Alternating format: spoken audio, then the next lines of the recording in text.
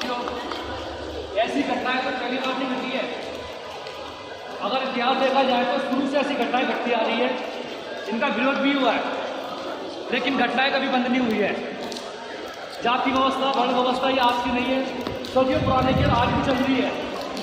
बाबा साहब ने संविधान बनाकर जो इस देश का उपकार किया वो सिर्फ यही कहा था।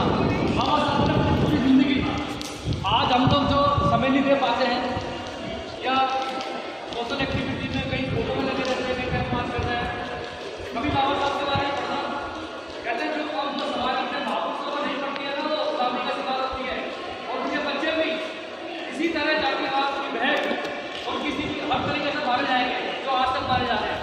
बाबा साहब ने अपनी पूरी जिंदगी सिर्फ इसीलिए कुर्बान कर दी ताकि ये लोग समझे कि भारत के अंदर जाति व्यवस्था नहीं हटेगी जब तक लोग जागरूक नहीं होंगे, शिक्षा का विस्तार नहीं होगा, सिर्फ लोग संविधान को नहीं पढ़ेंगे। बाबा साहब ने सिर्फ यही कहा था कि आज मैं अपनी पूरी जिंदगी खाक इसलिए कर रहा हूँ ताकि आप लोग समझे कि संविधान इस देश के अंदर गुलामी से, जाति व्यवस्था से।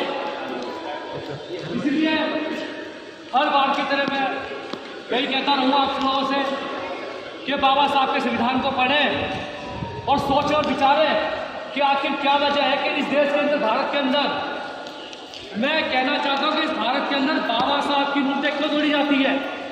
आखिर उनका कसूर क्या था, क्यों तोड़ी जा रही है बाबा साहब की मूर्तियाँ।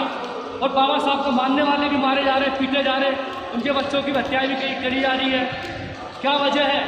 वजह सिर्फ ये साफ है कि कुछ लोग, जातिवादी मानसिकता के लोग, नहीं चाहते कि इस देश में समान शिक्षा, समान अधिकार लोगों को मिले। इसी वजह से कभी जाति के नाम पे, कभी धर्म के नाम पे, कभी बच्चों को मार रहे, कभी महिलाओं को मार रहे, सिर्फ इसलिए कि खौफ बैठाना चाहते हैं। यही वजह है कि जब भी ऐसी घटनाएं घटती है तो कुछ जाति के लोग निकल कर सामने आते हैं। बाकी किसी को लगता है ये हमारी जाति का मामला नहीं है। बात जाति का मामला नहीं है।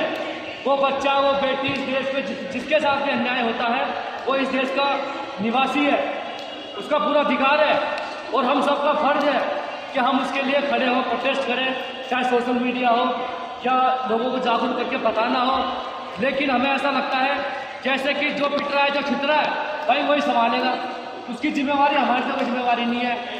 और हम लोग या कई लोग ये सोचते हैं कि हम आ गए प्रोटेस्ट करने, भाई हमारी ड्यूटी खत्म हो गई, अच्छे से आ गए, वीडियो बना ली, सोशल मीडिया पर डालते, हमारी जिम्मेवारी खत्म हो गई। जिम्मेवारी कभी खत्म नहीं होगी।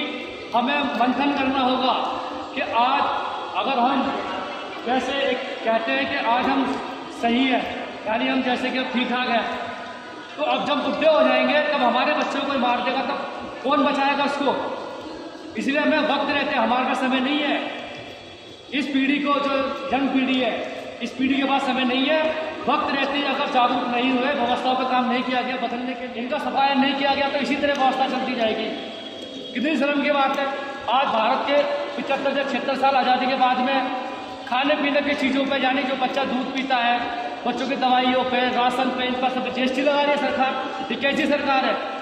ये सरकार कैसी सरकार है जो खाने पीने की चीज़ों पे जीएसटी लगा रही है? कुपोषण में हमारा देश जो है ना नंबर 1 जाने वाला है। भुखमरी से भारत के अंदर गरीबी, भुखमरी से लोग बेरोजगारी से सुसाइड कर रहे हैं, कुपोषण का शिकार है, लेने के उत्पन्न हो रहे हैं। आज बच्चा पैदा होता है तो कोई ना कोई बीमारी के साथ में पैदा हो रहा है। ये सारी व्यवस्थाओं को समझना होगा हमारे को। और मैं ये कहना चाहूँगा कि मैं तो भूल चुका, इसलिए मैं समझ चाहता हूँ, क्योंकि हम जितना लीडरों को सीखेंगे, इनके जो लीडर हमारे बोलते हैं ना, जितना हम उनको सुनेंगे, समझेंगे, इनके विचारों को सुनेंगे, हम उतना ही अच्छा बोल पाएंगे।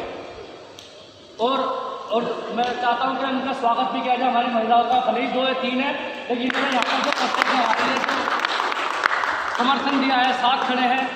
और मैं ये भी कहना चाहूँगा सोशल मीडिया से कि राष्ट्रीय झाड़ू मंच के लोगों ने जो प्रोटेस्ट किया है उसको आप देखिए और समझे, फैसला करें इस देश के अंदर कि इस देश के अंदर की व्यवस्था कैसी जाएगी।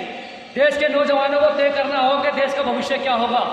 हमारे महापुरुषों ने कह दिया है कि अगर आज नहीं जागे, नई जागरूकता फैलाई, नहीं अगर संगठित हुए, तो ये व्यवस्था खत्म होने वाली नहीं है। अच्छे और ईमानदार लोग जब तक सत्ता में नहीं आएंगे, अच्छे पदों में नहीं आएंगे, देश का सुधार नहीं होने वाला है।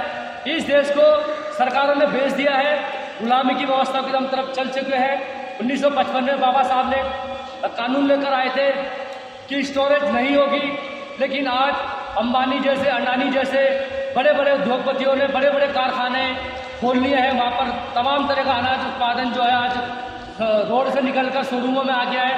आज वो भले ही आपको 4 रुपये 5 रुपये का सामान दे रहे हो, लेकिन जिस दिन छोटा व्यापारी ख़त्म हो जाएगा रोडों से, उस दिन ये शोरूम में बिकने वाला सामान इतना महंगा हो जाएगा, आप बच्चों को खिला पिला भी नहीं पाओगे। इसलिए नौजवानों, भाइयों बहनों, हम कोई नेता नहीं है, ना हमें नेतागिरी करनी आती है। हम सिर्फ इतना कहते हैं जो हमारा दिल कहता है उसी हिसाब से हम चलते हैं। और सबों को जागरूक करो, क्योंकि अब हम उस माहौल में आ चुके हैं, उस दौर में आ चुके हैं कि अगर कुछ क्रांति नहीं करी तो हम भी एक बीते हुए कल की तरह सिर्फ याद किए जाएंगे। क्योंकि हमारे राष्ट्रीय जी कहते हैं कि मरना तय है, मरने से आप बच नहीं सकते, चाहे कैसे ही मरो। अगर संघर्ष करके मरोगे तो याद किए जाओगे, वरना कितने आए और कितने चले गए। जय भारत, जय संविधान।